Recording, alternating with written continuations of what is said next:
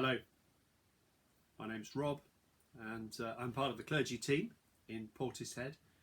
Welcome to this week's Thought for the Day. This Sunday is Palm Sunday, and it's the day in the church's year when we remember Jesus coming into Jerusalem, riding a donkey and being greeted by the crowds. And we remember that in our services on Sunday by giving people a palm cross, by reading that story and by remembering what Jesus did. But the tradition on Palm Sunday is to read as the gospel reading the whole of the Passion narrative in one of the Gospels. This year it's Matthew, and that's quite long. And so it means that we don't have much opportunity to reflect on the meaning of Jesus' triumphal entry into Jerusalem. Don't get me wrong; it's really good to read the Passion narrative, to read the whole of the story of Jesus' arrest and trial and crucifixion, to really hear that story in its entirety, and it makes up quite a significant chunk of the gospel. And if you're not going to be in church on Sunday, or perhaps if you're going to be at the 9:45 when we will focus on the triumphal entry, it's really worth over the next few days as we approach Holy Week and Easter, sitting down and reading the Passion narrative.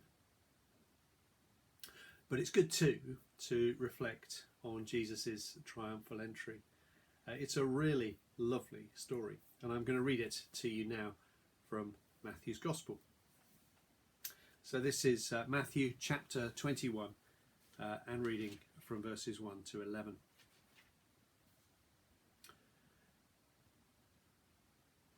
When they had come near Jerusalem and had reached Bethphage at the Mount of Olives, Jesus sent 2 disciples, saying to them, "Go into the village ahead of you, and immediately you will find a donkey tied and a colt with her. Untie them and bring them to me. If anyone says anything to you, just say this: 'The Lord needs them,' and he will send them immediately." This took place to fulfill what had been spoken through the prophet, saying, "Tell the daughter of Zion, look, your king is coming to you, humble and mounted on a donkey, and on a colt, the foal of a donkey." The disciples went and did as Jesus had directed them. They brought the donkey and the colt and put their cloaks on them, and he sat on them. A very large crowd spread their cloaks on the road, and others cut branches from the trees and spread them on the road. The crowds that went ahead of him and that followed were shouting, "Hosanna to the Son of David! Blessed is the one who comes in the name of the Lord! Hosanna in the highest heaven!" When he entered Jerusalem, the whole city was in turmoil, asking, "Who is this?" The crowds were saying, "This is the prophet Jesus from Nazareth in Galilee."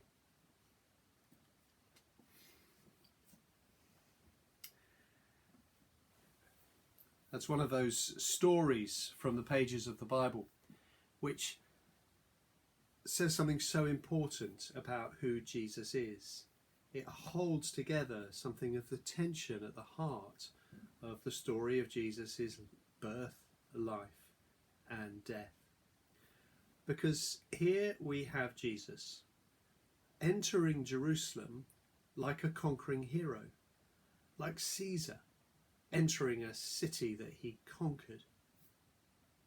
And yet there's a really important distinction, because unlike riding a great white charger and being accompanied by his armies and a train of captive soldiers from the enemy, Jesus arrives in Jerusalem on a donkey, surrounded by a hodgepodge of ordinary people, his friends, many of whom were very simple fishermen. Coming in like a conqueror, only not. And I love that. It says something so important about Jesus, about who he was, about what he came to do. Because we believe, and we celebrate particularly at this time as we approach Easter, that Jesus was the Son of God. He was entering the city that was his destiny to enter. As the descendant of King David, he was entering David's city, Zion.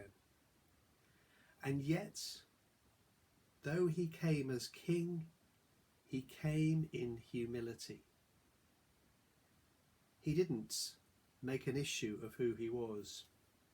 As Paul writes to the Philippians, though he was in very nature God, he did not consider equality with God something to be taken advantage of or exploited, but he made himself nothing, taking the form of a servant.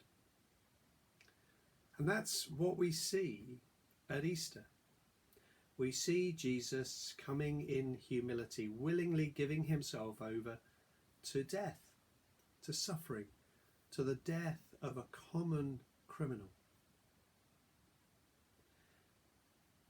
Those who passed by him on the cross said, couldn't he who healed the blind, couldn't he bring himself down off the cross? They asked that question in the assumption that if he could, he would. And yet, as followers of Jesus, we know that he could, but he didn't. He chose not to.